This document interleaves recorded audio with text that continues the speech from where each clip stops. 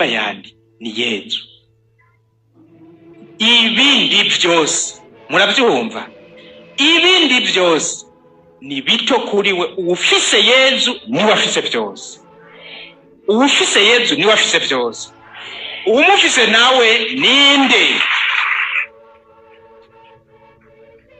Umufise nawe ninde? Umufise ni ugenderi impanuro ya Bikira Mariya.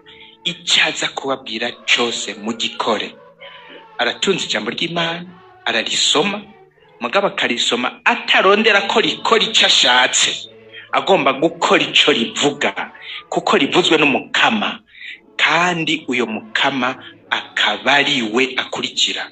Nk'ubu ndabahakorera, mwebwe mwese mwaje mugomba gukira, kandi murabona Yezu yaratanguye gukiza abantu, kandi n'uyu munsi arabandanya, kuko izina ryiwe nicyo rivuga. None Yezu we nutakira bica bigenda gute? Ucuja kwa migurumiko umve ngo ya urihakanira hariya baca bacaye, apfa kumva ahantu naho haba mu kuzimu yumvise yo kira arajaye. Mugabo Yezu mukaristiya ni muzima, urashobora kuza ukamubwira ibyawe byose. Mugabo Yezu watumiye ndagusubiriyemo, ntaza gukora ibyo we ushaka, urabyumva? Ashaka gukora ibyo ashaka. Hari naho uyo musonga Yezu ashaka kukugumana, kuko uwo musonga ufise niwo gutagatifuza, niwo guteza imbere mu bweranda. Kandi hari naho Yezu abona yuko hamwe yo gukiza wotumara twese.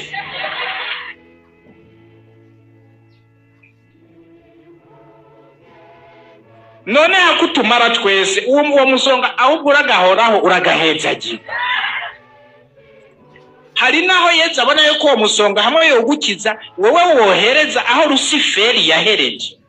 None gukira umusonga no kuwukira ukaja kwa Rusiferi wotora iki? Kugumana umusonga cyangwa kuja kwa Rusiferi wawukize? Kugumana umusonga cyangwa kuja kwa Rusiferi wawukize? Kugumana umusonga nivyo watora. Watoye neza. Ejo bundi haje ngaha abana vrema b'imyaka kuva mu myaka 6 gushika ku 10. Hari ya njiri ya wa muntu wa mwana w'igishushumbwe. Se yavuga ngo niho twareka kunezerwa mwene wanyu yari yapfuye none yazutse, yazimiye none yazimurutse. Hanyuma ndabaza abo bana, none gamaba byukuri uyo muhungu yari yapfuye? Ngoya. None ni kuki se yavuze ngo yari yapfuye? Aba umwana umwe ngo jewe yari yapfuye umutima. Baramukomera amashi abandi bana, mukomera amashi yishuye neza. None mwabana mwese muri ngaha hitamo, ndabahitishemo gupfa umutima no gupfa umubiri mwotori. Abana bose bavugiye rimwe ngo gupfa umubiri. Abavyeyi mugabo hari abari baceze bacijijanye imitima. Nsubiramwe mwabana subiramo musubiramo abavyeyi bavyumve. Gupfa umutima no gupfa umubiri wopfa iki? Nopfa umutima. Narimo nopfa umubiri ngakiza umutima ngapfuma mbikiziga.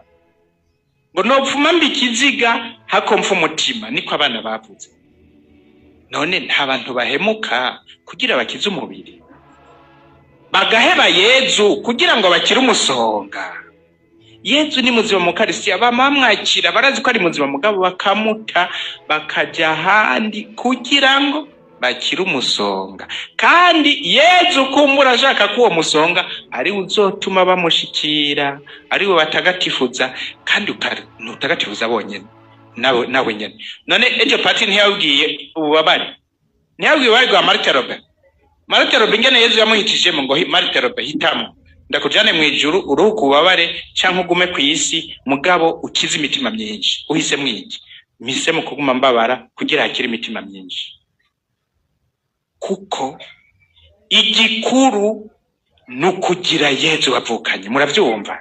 Yezu nawe afiswe nande? Afiswe gusa n'abazigama ijambo ryiwe bakarigendera. Uzigama ijambo ryawe ni wankunda, nandi atazomukunda duheze tuziwe tumugira ingoro yacu.